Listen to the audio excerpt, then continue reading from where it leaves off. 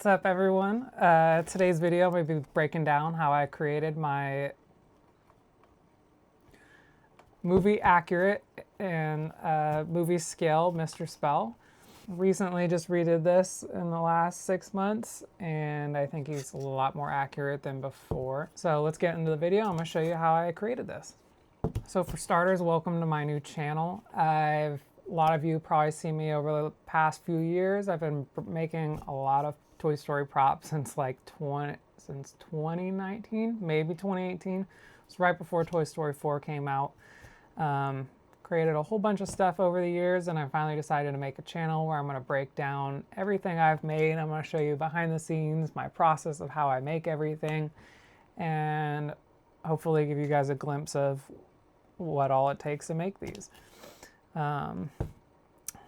So with that being said, let's get into it. I basically remodeled it from the ground up a year or two ago, so I don't have any footage of me modeling. So we'll just jump right into when I'm printing these. You can see I'm printing these straight in color with my Bamboo P1S, which is nice because I used to have to sand and paint and sand and paint and sand and sand for each one of these, and it was a whole process. But now what's cool is I can print just straight in color right away, like pretty good looking props, which is totally a game changer. So here we are gonna have to rip off all these supports, which come off pretty quickly. It's not too bad on these. Some are easier than others to remove, and this tends to be one of the easier ones. And luckily the faceplate and the two knobs on the side don't have any, so this one comes together rather quickly. It takes a little bit of time to print, but once we've got it off, this will come together pretty quickly. Usually, like, a key thing with removing supports is you don't want to damage what you're ripping off. Luckily, Mr. Spell's like pretty solid, but if it was supporting up like Rocky's ear or like a snake fang, those things can be really sensitive, and there's been plenty of times where I go remove a support and rip off part of something that should have stayed on there, and then now I've got to start all over again. But really, my only thing I've got to pay attention to here is I don't want to just like not be paying attention and then shank the side of Mr. Spell, and then all of a sudden I've got a fat scratch in it that I cannot use, and I've got to start over. So it's just got to be mindful of what I'm doing, but it's not too bad, just a little time consuming. You'll see here, once I've kind of got it all broken up a little bit, it pops right off the top, and the same thing should happen on the bottom. And you'll see at this point, things have not gone as planned. Usually it rips right off the bottom like it did the top. I was not sure what was happening. And once I peeled it back enough, I realized I typically use a different material as a interface, so it prevents these supports from sticking to the base of Mr. Spell. And I obviously forgot to set that in my settings before running this print. So I'm gonna be at this a little bit longer than I thought. So we'll go ahead and speed up through the bottom of the support removal process, as ain't nobody got time for all that. And here we are. Now that I've got that mess cleaned up, we've got a nice clean Mr. Spell base. And I'm gonna glue the faceplate and the knobs on now.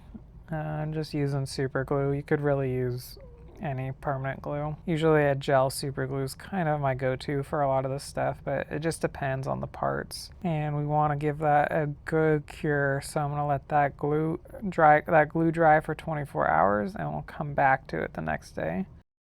And now that it's dry, we can go ahead and take off the tape I had holding the parts on there, and we just have to glue on his labels. So I'm gonna cut those out. I just printed those off.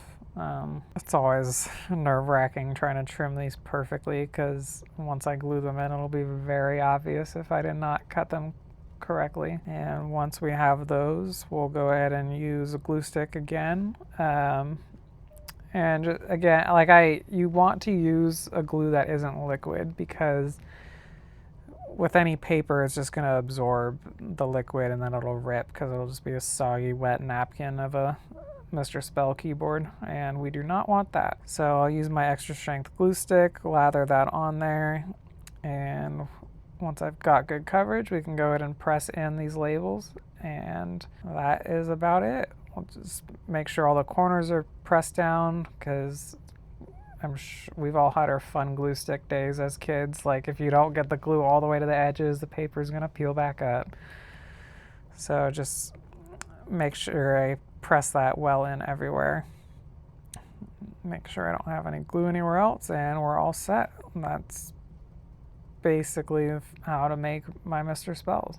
And apparently my cat insists on being here, so looks like it may just become a thing. Anyways, let's get back to why we're here. That's about what all it goes into make my Mr. Spell. I do have plans in the future I want to add working electronics to this, so that way he lights up, his screen works, makes sounds. So that'll definitely be coming up in the future. So yeah, let me know down below what characters you may like to see get made, and I can take you through the whole process of how I go about making those characters. All right, well, that about does it for this video. Anyways, thanks for checking me out, and I'll see you on the next one.